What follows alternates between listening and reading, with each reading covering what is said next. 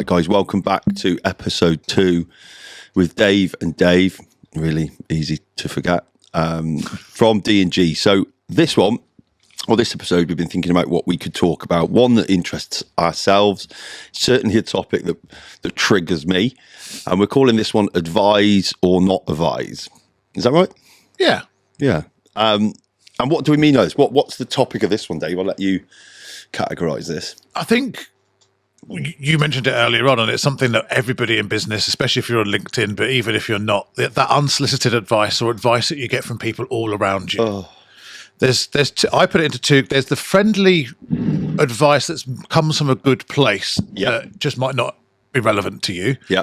And then there is the magic advice that knows and preys on you as an individual, knows all your pain points, and can magically, in just a few weeks, without any risk to yourself or your business, create you 10, 20 leads an hour, if you can manage it, of course. Oh, no.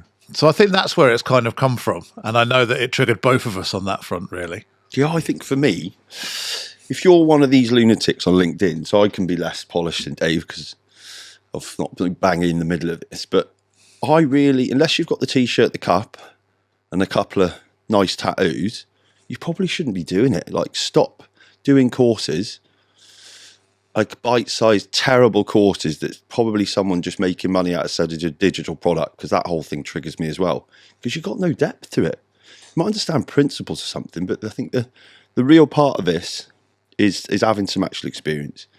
So, yeah, I get it all the time. LinkedIn's turning out to a cesspool for me. I'm to the point I'm going to have to turn my inbox off, which I don't want to do, because it's just full of AI unsolicited sales calls asking for, are you stressed? Well, yeah, I love being stressed, though. Like, what are you going to teach me about dealing with stress? Like I don't know, I've just had a lady this morning. I haven't got a clue. She's got no background. She's taking 6-figure CEOs and taking stress away. She looks about 20 stone. Like, I'm literally confused on every level about how this person, on face value, is likely to teach me about managing stress, or the fact that it's a bad thing. I'm from a military background. Without stress, I probably don't perform as well. It's probably a little bit to do with my ADHD. But again, a really good part of, like, I enjoy stress. It's like, it's definitely not prolonged periods of stress. It's why then I go and create a product that helps reduce stress, a cortisol management tool. But yeah, it's just one thing this morning that's probably triggered me around a terrible assumption of anyone at that levels doesn't enjoy it. I've never met anyone, and this is probably a good question to you, that sits in a 6-figure plus role in a big corporate somewhere that doesn't enjoy or at least understand how to manage stress. I think, again, you look at it from two sides. If you look at, you're built differently. You've had a different upbringing. You thrive on that stress and that moment. There are other business owners that don't. So some of these, you talk about the AI bots and the stuff that come into your inbox. They know exactly how to pry on somebody who is suffering as a business owner, who might be up against it a little bit more, and they're manipulating them into. Yeah. You and I both know we can pretty much make anyone do anything. Everything's around manipulation, but we don't, because we have morals and standards around that. Agreed. But everyone is built different. So to pry on people that we know are already at a weak point in their business or their life or the transition of their company or whatever it might be, and hand these what look like golden tickets out for fun. Poison. So many people will buy into that. They've done it in the fitness game. It happens all over. And I think that AI does that even more. I just have to type in, I can watch a couple of podcasts, I can watch a YouTube short, and now I'm a coach. And now I can do this for you. Or I've bought a program.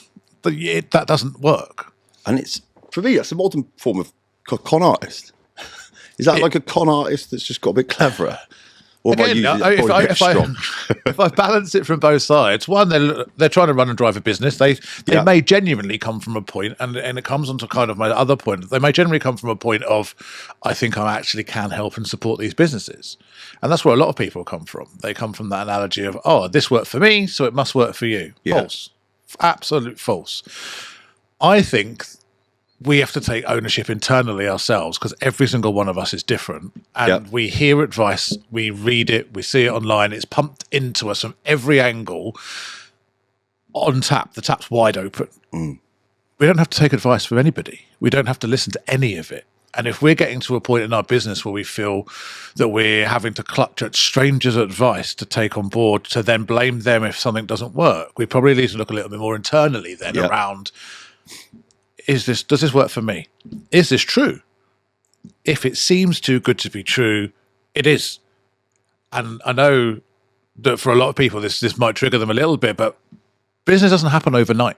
Definitely does. Everyone, there's this get rich quick schemes or do this and get 10 leads. 10 leads, great. Let's look at that. So I'm going to send out a message. It says, I can give you 10 or 20 leads a month. Brilliant. What quality are they? And where are they? And where's your infrastructure to even support? Well, how do you even know who I am to know whether they're the right people for me to help and support in the first place?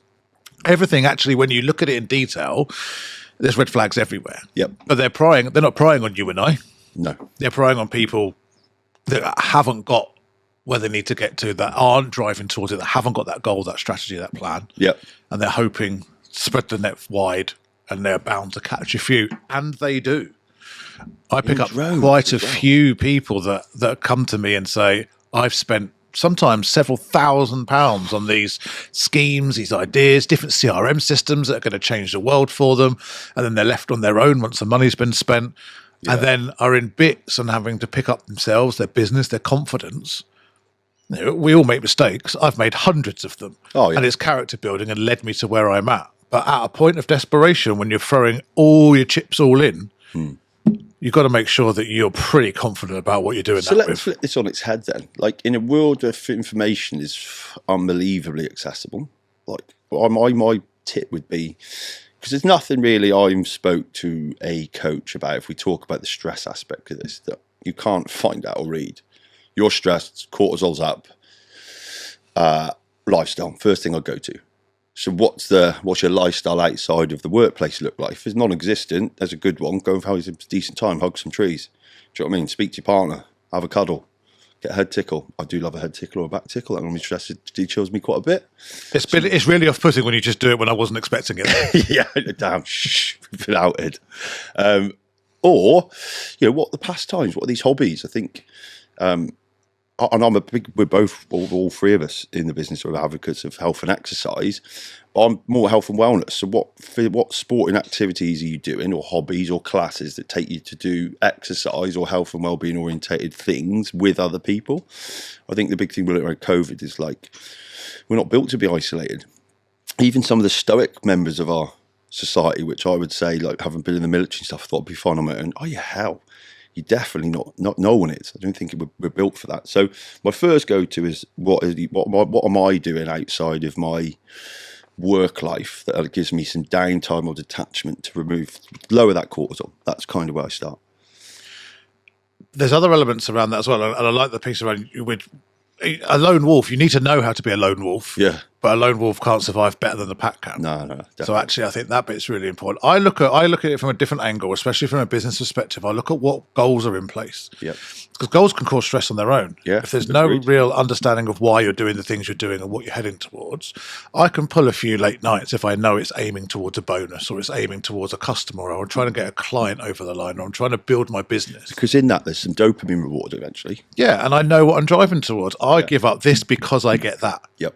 But for a lot of people, whether they are employed and on a high six-figure salaries, or they're working on their own, if they haven't got that goal and they're just going through the motions, then everything can seem stressful because there's no end. Yeah. They did a... Yeah, you're on a treadmill. It's like going up a hill.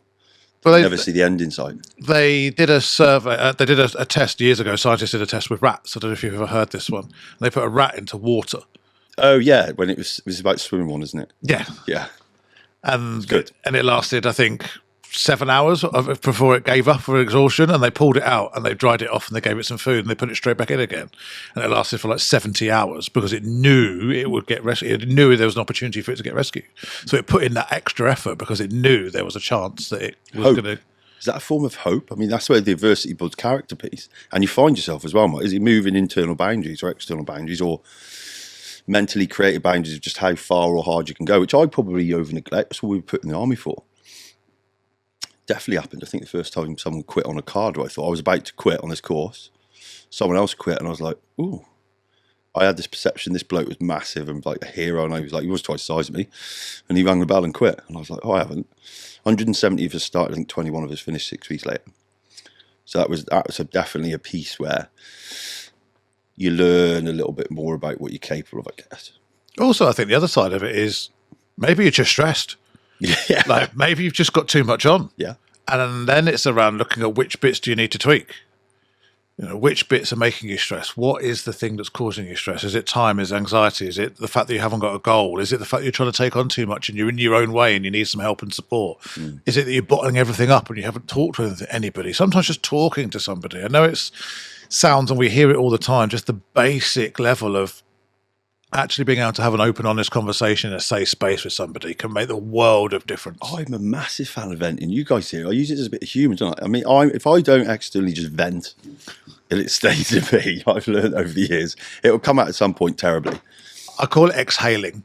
Yeah. I call it people need to exhale. Yeah. And the problem that we have in the society that we have at the moment is we're never allowed to exhale fully before someone, rescuer, jumps in and tries to rescue. You don't need to be listened to, do you? You just get it out of your chest and you don't ever get to fully exhale, and that means you've never fully got to let go or to address where it's at. And I think it's letting people in the environment fully exhale to a pause, to leave them for a space. Don't try and rescue them. With my coaching, it can get really emotive.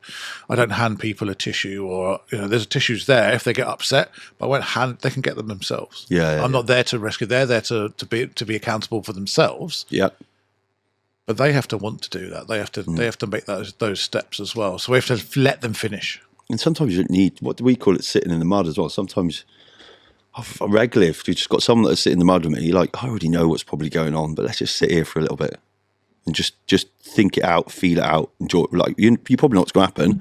At that point when you've just sat in the mud with someone, you just get back up and crack on. But it's self-awareness of knowing what that is, because there is a lot of that's been glorified around. I work 80 hours and I deserve to get this. And there's a kind of, there used to be a very big badge of honour, and there still is in certain circles, around how many hours you're actually working.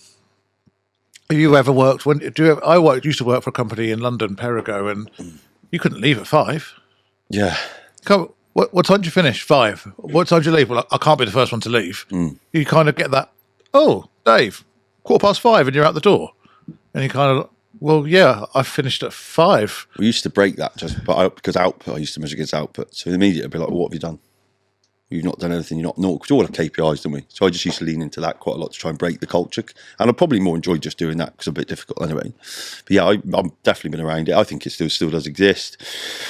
Heard someone the other day, when full on 100 hours a week, I'm too busy doing what I'm doing to count how many fucking hours I've done. I wouldn't have a clue if not to sit there and proactively think, oh my god, I did this day to this day. We just we sit in here. Our days are quite different. So Gaz gets up at like about 3:30 in the morning. He's in the gym by 5. I don't like getting out of bed before 8:30. So our days are slightly different. But yeah, I've definitely seen it. But I would think output over input. No, output over a commitment of input or a volume of input. Imagine doing 100 hours a week and not really getting anything done. It's the most ridiculous thing I've ever heard of. But I did the 100 hours though, so it's all okay. I've got my badge. I've done it. So how do you manage stress? Because you've got a very good, interesting protocol and a way of life. You're another 2:30 a.m. upper. I have a bit of a lay-in to Gaz, actually. I'm only up at 4 every day, to be honest. You're up the earliest. So go on, let's run everyone through the Dave Christie 55-year-old. He's not 55. No, because you've got a very strict way you manage your day. I have, because I've built it over a period of time, and I think that's the key element, is that people think that they can just change their lives overnight. And it started with actually being reflective. Yep. So it started with tracking how I felt each day. Out of 100, how do I feel today? I said before, if you're 100% today and you're 99% tomorrow, would you really notice a difference? So it means you could be at 70% in 30 days and not realise it. You could be at 40% in 2 months and not feel like it. And now everything feels really tough. You're walking through treacle, it's tough, you're making mistakes, everything's a real hardship. And that was the place that I was at. I didn't realise how much I was going behind. So I had a mentor that taught me that 100 rule. And I realised that I needed to put things in and fill my own cup first. I've always been someone, I think if you know me, and as you get to know me, that gives a lot to other people. Yep. And I would always be kind of non-committal to myself. Oh, I'm all right. I'll be fine. Don't worry about me. Oh, I don't need to do that. I always put myself last. Yep. And that's where I realised the problem was coming from.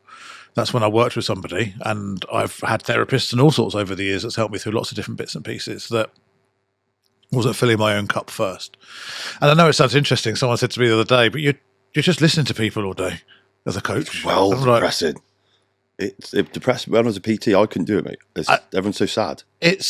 For me, it's not actually. I find it quite inspiring. I think I find it, but the difficulty is actually having the clarity of thought and the clear mind to really listen to someone, not listen to respond, not listen and go. Oh, but I guess you're coming from a position of the people you're doing is probably a broader mix of who. So what? Let's tell for everyone at home, who are you coaching? Business leaders, managers.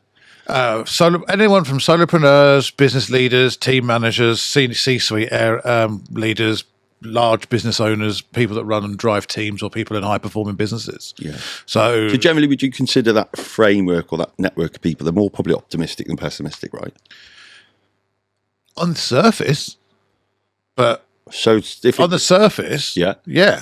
But you'd be very much surprised when you look at the people who you think are the biggest go-getters in the world and the insecurity that sits behind the shield that they've put up. Oh, yes. I'm not talking about insecurity because that's not pessimistic, is it? That's not the opposite of optimistic. Insecurity is just insecurity. So we're talking about a perception of, do they see in the cup half full or half empty? I don't know many people that would jump into managerial positions or entrepreneur life that aren't optimistic. You don't think they even go together, do they? That's to start with, absolutely. Yeah. I think that can change. I think that business can claw passion from you and motivation and optimism away from you when you've hit that 7th, 8th, 9th brick wall, when you've got a great idea or a service, but you don't know how to run the business part around that. And suddenly that, where you were, especially if you were working for somebody and you had a skill, and then you went to drive a business at that, but you don't know the rest of it. So say you're really good at selling, but you're no good at marketing or finance or accounting or anything else that goes around it. That just sucks little elements from it as well. So unless you structure that right, that can switch optimism to pessimistic, because now you're just taking all your passion and your goal and just zapping it from you. So everything fundamentally, if you had like, how many people have you coached? Out of all of them, would you say 60% have been more optimistic? Yeah, absolutely. Yeah. I mean, that's why they're coming to see me in the first place, because they want to make change. Yeah, I see. So there has to be that there. Yeah. Some are being sent, and sometimes it's the ones that are being sent that are more pessimistic because they're kind of slightly more adverse to being coached. Yeah. I don't need this. I don't need coaching. I don't even know why I'm here. I'm just ticking a box. How do you deal with that? Everyone's different, and it depends in the environment which is set. But I would question that. Coaching's a lot around questioning. Okay, it's really interesting that you mentioned that. Why do you think that you don't need coaching? What elements do you think around that? Have you been coached before? And I think it's around sequencing. Questions are great, and we always get taught about asking questions, but asking sequence questions that start off a little bit easier and then get a little bit more intrusive, a little bit deeper as the sessions or the time goes on. Allows people to warm up straight into it rather than going straight into the psychological things and saying, well, it's interesting you say that, but... So I think that it is all about the environment that you create for people to be able to be open and honest around it. But that's with everything. I think all of it's communication.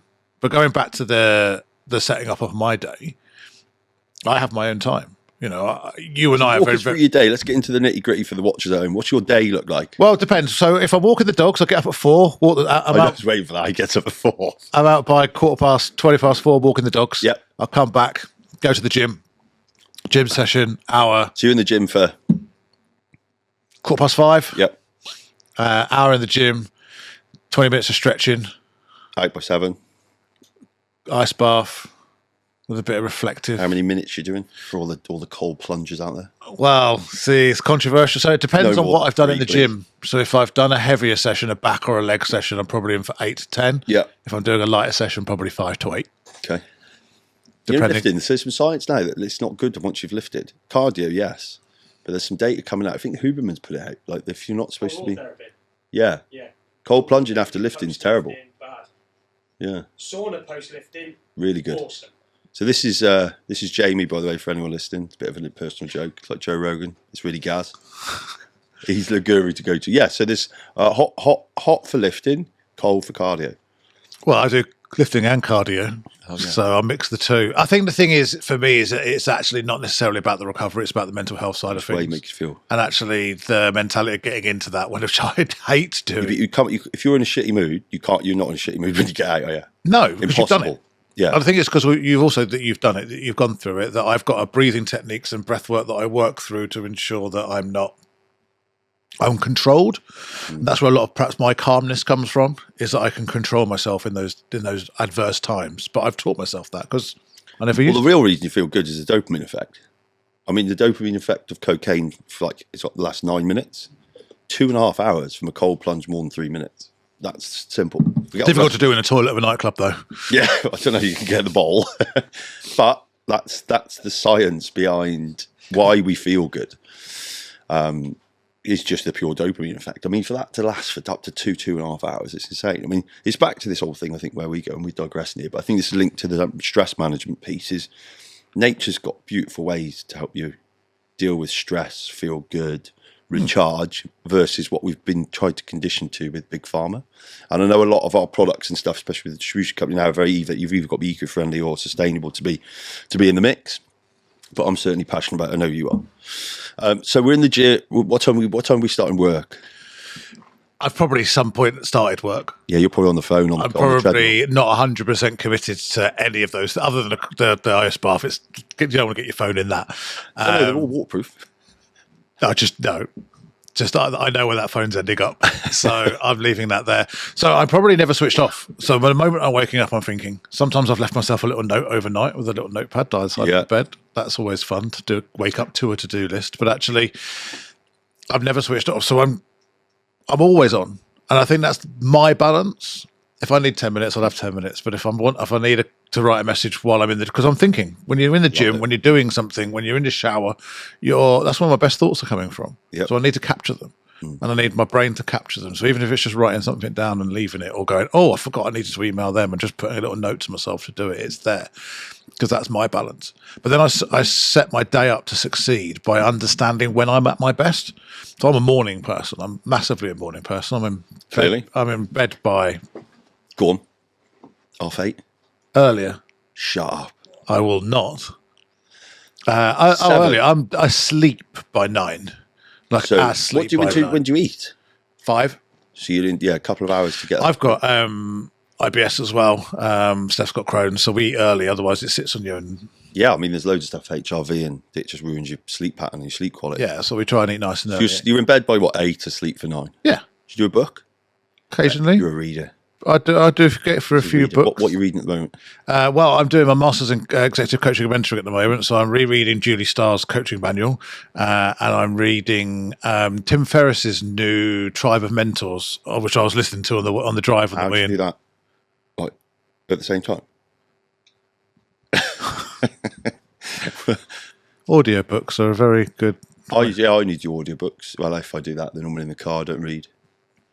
Can't remember the last book I read. I think when I'm looking at especially from the coaching books that I read, I think it's really good for me to be able to reflect and go back to. So I like to make notes on them and put little sticky notes in and stuff. So there's little points where I think about, well, that's really interesting, or that's come up before, that I'll make little notes and reflect and go back on. Again, setting myself up to succeed and taking away all the stress levels. So every element that I can, I'm doing something today that myself tomorrow will thank me for. Not 6 months, 12 months down the line, because I think that's too far away. But if I need that, if a client says something and I'm like, I wish I'd have bookmarked that book. What book was it? Oh, God, I can't remember now.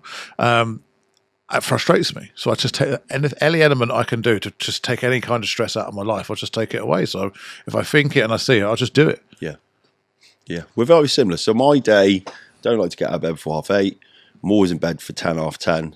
Probably I don't stop eating at night, which is a real bad thing. But my sleep's quite good anyway, so I track all that. Yeah, 8-9 hours. Otherwise, I'm just quite irritable. It's weird. I don't know why that much, but then I don't stop. I think from the minute I get up. So if I get to the gym, normally cardio in the morning when I'm training twice a day, lift in the night because I need some food on me. I'll do emails and stuff on the treadmill. I think it's a great place. I miss driving. So obviously when I was in the corporate world for Monster, I was like regularly doing 6-hour driving a day. For me, it was a great thinking time. I just end up with a load of notes on my phone of all the good things. I think it's interesting. Gaz talks about like when I've got any time out at the office, that's when I'm flooded with ideas. I think when you're in your business, it's hard to work on it. Yeah. So I try and create those spaces. But fitness for me is the anchor, and I do like a drink. So it's quite contradictory to the current framework of things that we know physically aren't good for you. But yeah, I'm just someone like, I'm either one end or the other. Everyone needs an outlet. Yeah. I think the problem is when you let it control you, and those vices, and you see people have vices, whether it be social, whether it be drink, drugs, porn, all sorts of bits that are around. Everyone has, some people have all of them though. I think that when you talk about drink, you're not there every day, 7 days a week, finishing work, going straight down the pub, having a drink, sitting at home every evening. I'm not. Yeah, I don't really get that. To take the edge off. Yeah, like a bottle of wine, and I always think it's quite a bad place to end up, really, because we understand. Well, all three of us understand the chemical damage it does to a sleep pattern and stuff. So if you're having that every night, that's accumulation of sleep debt over time, and you can't get into any decent quality of REM and stuff. So yeah, I use that. Outside of that, sport's a big thing for me. Probably since the businesses a couple of years ago was struggling to sell all my toys. So before that, I mean, for 3 years when I was younger racing motocross, I didn't drink, I didn't have any McDonald's, I was a complete athlete. Obviously, I think I've lived my life a bit differently to everyone. I see everyone at 40 years old doing a 10K. I'm like, ooh, great. I'd challenge that. I think everyone should be living their life differently. That's the point. I think a lot of the stress comes from trying to live your life the same as someone else. I agree. But if I look at the macro way of this, mate, everyone's just doing 3 peaks. I was running that when I was like 20. I didn't even get to do the 3 peaks because I didn't even get to go and do it. So I did all that stuff at 20 years old when I looked at a lot of my mates were going out partying uni. That whole piece was quite lucky. Cycled London to Paris in a day, didn't even need to train, ran the 3 peaks. I think we clocked like Snowdon at the end. No sleep, an hour 56 up and down. I took my missus up it last year and we did, she's only tiny, bless her, but she smashed it. Just under 3, is it 240 maybe? And you think, quite like for 50 minutes quicker than this at the back end of it. How does that make you feel, by the way? I reflect on it at the time. I was like, have I got slower? I'm twice as big. I look back, I was like a little Ginger Mo Farah. So a strong wind could have attributed to a lot probably of that. Floated up. But yeah, so I just have to be pragmatic about, took the time off it, got slower. But I am twice the size. I think I was like 60 key at the time. I'm touched 180. So I look differently. My training program is very different. When I left the military, said I was never going to run again and never shave. Only did the one thing because I still run now. I put my cardio back in the mornings. It's been quite good for general well-being and how I feel. And also I found just from lifting my endurance in the day. So these two are linked to delivering on the fact we've got 7 businesses now. We're very busy. We're all very diverse. None of us switch off, which I love. But I found like 3-4 o'clock in the afternoon, I had to look at why I was getting that slump, and I don't want to feel like an old man. So it was to do with lack of cardiovascular fitness, which we know the rewards are huge, and also food. So not having a heavy carb-led meal at 3 and probably leaning into Lifelines. It's great carbohydrate drink. I'm joking. It is good though. So yeah, those are the things I do. But mate, structure is very important to me when we're in the week. When the weekend comes, I've got no structure at all. I'll literally, if someone asks me to go and do something, I'm like, yes, I'm just going to go and do it. I think that's quite something that I enjoy. Quite a social person. But yeah, exercise. Really into hot, cold therapy stuff. Not really into jumping into puddles. But definitely involve it. So I'll do 2 15-minute sessions most nights in the sauna, followed by cold showers between, and then a plunge in the pool at the end. You touched on a couple of things there, and there's one for another podcast there, which is saying no to more things. Yeah. I think that's a real skill. Episode 3. And that's definitely something that people should pay a lot more attention to. But everything that you've talked about, everything that we've talked about there is being really in tune with your body. Yeah. And, you talk about Snowdon and the timings of that, and actually having an understanding that whilst, there is always a little bit of a frustration that goes, hold on, but the reality then is actually, but I'm different now. Yeah. This is where I am at a different point in my life. And then you talked about the structure. Those are the really key elements. And I think that's where a lot of people get that stress that comes from, because there is no structure. They're just going through the day. Yeah. There's no muddling structure. Through. You get halfway through the day or week and go, I haven't stopped, but I've achieved nothing. Yeah. I used to sit in business sometimes and be like, I just wouldn't pay me for today. I've done nothing. I've achieved nothing. I wouldn't pay me for today. And then when you put that structure in as you run your own business, because whilst there is fluidity, there has to be some kind of structure to keep you in check, and you know what you're aiming towards.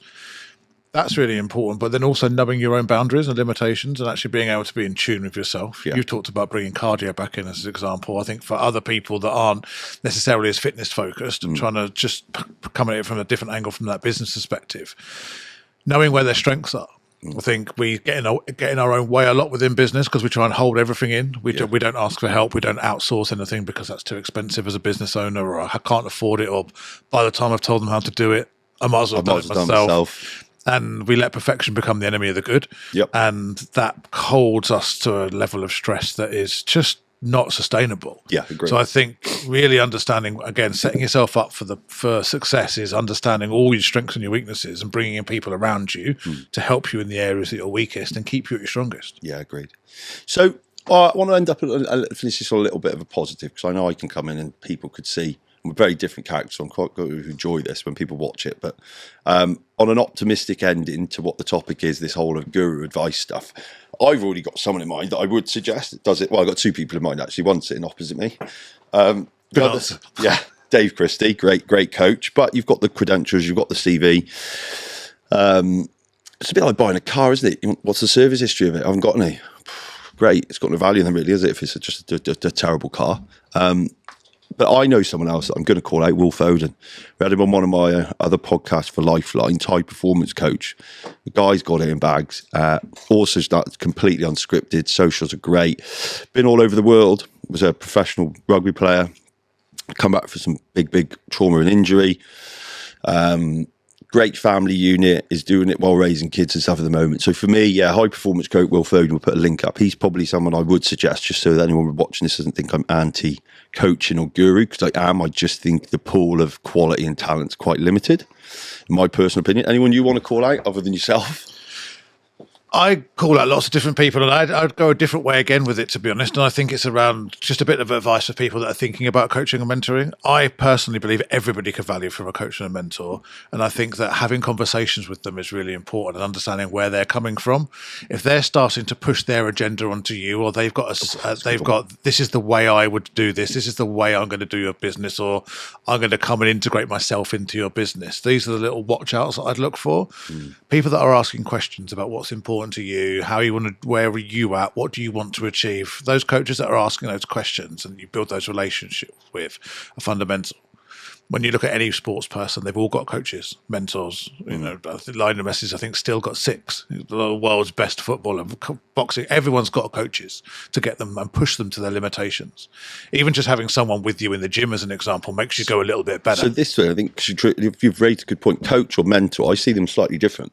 So I've got, to add to this, I've got 2 mentors. One's been with me an awful long time, pretty much was a catalyst to me receiving ridiculous job offers and stuff, and the both of them ended up on my board, and they're still very good friends now. So I've got mentors, but if I reflect on your comment about what they did, they entered into life, didn't know what they were doing. It was just 2 extremely gifted and talented, experienced, successful older guys that just, from my look at it, probably got an enjoyment about just trying to probably shape me a little bit, but from a position of reflection. So that's all they still do. So I have got mentors. That's probably worth just saying. But I see a difference between the coach and a mentor. Absolutely. I think a coach is a shorter term relationship. Yeah. Normally dealing with a specific area, whether it's business growth or communication, accountability, whatever that might be, imposter syndrome, dealing with those kind of more niche down areas. Whereas a mentor is a much longer relationship. It's a confidant, somebody that's got bags of experience, has been there, done it, got the t-shirt, that can share that advice and kind of help you make some decisions and see things from different perspectives. Yeah. So there's definitely a mix between the two. I said, I've got one of each, and the difference has been invaluable for me because they've enabled me to see things. How did you meet them? One I approach directly at the moment, so I change mine every 2 years. I think that certain people can only get you so far. If you think about it from a junior perspective, the junior rugby coach teaches everybody the basics, which is great, but can't teach them the next level or the next level. So you need to hand them off to the next one that's up. And I think that you need to make sure that you're not getting too comfortable. And I think that can become something. Yeah. So I approached somebody. She runs online platforms. She's launched a sustainable business platform that is UK wide. She's got credentials, just oozes them. She's been there, done it, got the t-shirt. And I just approached her and said, would you consider becoming my mentor? I'm very inspired by you and what you've done, and I'd love for you to support me on that journey. And she was taken aback. I think one thing that she said was actually not many men ask women to become mentors. I think that sometimes it's the other way around. I just thought, what a great person, business person. Men are better than women, aren't they? I'm joking before anyone starts getting. Well, as I didn't hear that, I won't ask you to repeat it. Men are better than women. So I think we'll float by that conversation. Look at it, we can't. I was a joke. For anyone watching this, is a joke. It's called humour. But I think that was important for me. It's just I find people that are inspiring and ask. So normally I ask. Coaching wise, I had somebody that was referred to me. Yep. I'm actually in between coaches at the moment because I'm looking for another one to, again, just try and push me. I've got some locally to me that I want to work alongside because they make me think. And I think that's a really important thing from a coaching side, is actually make me think a little bit, which is really interesting. I think if I think back to what changed me, it's quite a controversial character that just still likes prattling about. It was like the people that have made me reflect that's been the biggest turning points. Until then, I just wasn't listening, or you don't see it. And that's the skill. See it, I was like, oh shit. How do you in tune to anybody, whether there's 10 different people that have all got different attributes in front of them? How can you coach them individually and get through to a point where they're all going, oh, that's interesting. It's that emotive response that you're trying to look and engage with. And for that, you have to ask questions. Yeah, it's got to be reflective.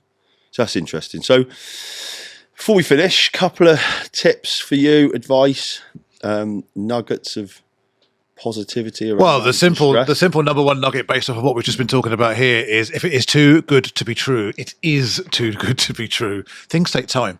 Yeah. Things take time. You are going to fail. You are going to learn. You are going to go again. But if you keep going and learn, I think a mistake is something that only happens if you do the same thing twice.